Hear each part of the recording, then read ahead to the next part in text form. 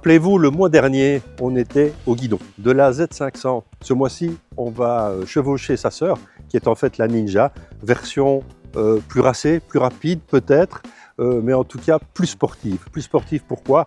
Rappelez-vous que sur la Z500, on avait un guidon qui était relativement haut, relativement large et qui permettait d'avoir une bonne préhension pour les évolutions en ville. Ici, on est sur quelque chose de plus racé, de plus racing en fait, avec une paire de guidons bracelets, mais qui sont positionnés assez haut, qui ne cassent pas trop les poignets et qui ne donnent pas cette impression d'être vraiment couché sur la moto. On est dans une position semi-sportive. Alors, est-ce un réglage de suspension ou une impression? Mais je crois que c'est vraiment un réglage de suspension. J'ai l'impression que cette moto est plus rigide, en tout cas, et s'inscrit plus facilement en courbe, en tout cas avec une meilleure rigidité et une meilleure précision que je n'ai ressenti sur la Z500. Alors, c'est une machine vraiment, vous l'avouerez comme moi, on se paye ça pour 7 199 € et on est chez Kawasaki, on est dans le green, on est sur cette moto racée, sur cette moto qui ressemble comme deux gouttes d'eau à sa sœur la 600, à sa sœur la 1000, et on rentre dans la famille des sportifs. Kawasaki sont les seuls un peu à proposer ce genre de machine, et on est toujours animé par le même bicylindre, ce même bicylindre réjouissant qui prend 11 000 tours minute et avec lequel on prend beaucoup de plaisir, aussi bien en bas quand on veut la rouler un peu cool, ou bien quand on veut être un peu plus sportif. Oui, donc voilà, ici on est sur la Ninja, et sur la version SE, il y a un qui passe. Donc voilà, la clé reste dans la poche, ce qui permet de ne pas l'oublier sur la moto.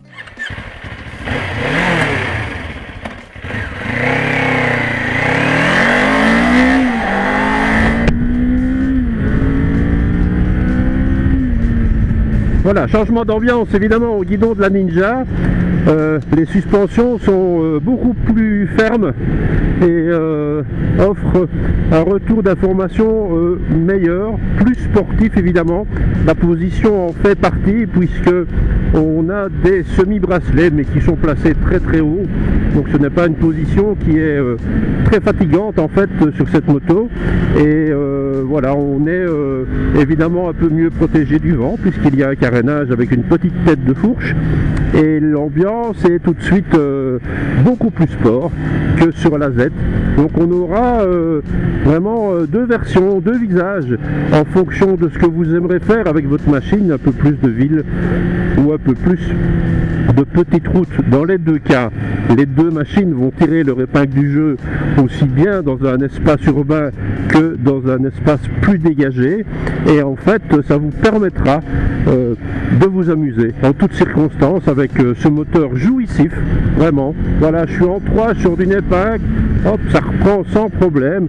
Je pourrais évidemment me dire, tiens, eh bien je vais redescendre en 2, histoire de voir comment ça se passe. Voilà, alors on va monter, on prend 10 000 tours.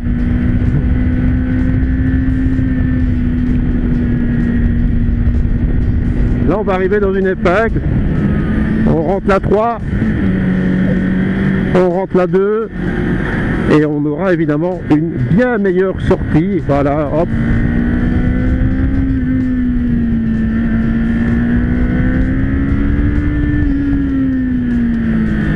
Ça gueule un peu, c'est très très très amusant.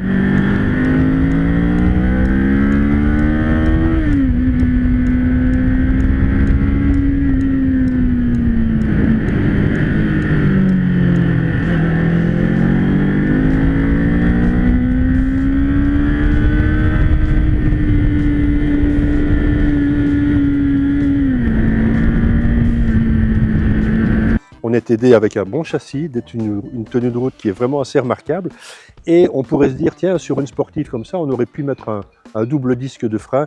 Sincèrement, je n'en ai pas ressenti le besoin, pourtant à un certain moment, on était, je ne vais pas dire out of limit, mais on a roulé un peu sec. Alors, de nouveau, les impressions de conduite amusantes sur petite route, pas trop fatigante en ville.